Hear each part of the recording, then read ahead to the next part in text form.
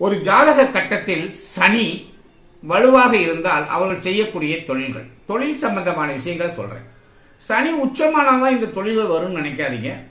சனி நீசமானாலும் அவன் வாங்கிய நட்சத்திரம், அவன் இருக்கக்கூடிய இடம், அவன் பாவகம், தொழில் சார்ந்த 10ஆம் பாவகம், இது எல்லாம் சம்பந்தப்பட்டாலே இந்த தொழில்கள் வந்துடும். என்ன தொழில் வரும்? முதல்ல இரும்பு தொழில் வரும், பணி செய்தல், அந்த அடிமை தொழில் சொல்லுவாங்களா, அந்த பணி செய்தல், சுரங்க தொழில்கள், போக்குவரத்து துறைகள், கூலிக்கு வேலை செய்யக்கூடிய அடிமை தொழில்கள் எல்லாமே சனிதான். பெட்ரோல்ல இருந்து எடுக்கக்கூடிய பொருட்களை விற்கிறாங்க இல்லையா, அது எல்லாம் சனிதான்.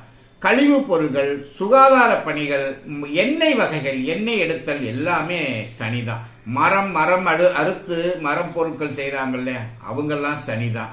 இந்த சனியும் செவ்வாயும் சேரும் போது எலக்ட்ரானிக்ஸ் குள்ள வருவாங்க. சிமெண்ட், மொசைக் துறை, ஆட்டோமொபைல், இது எல்லாம்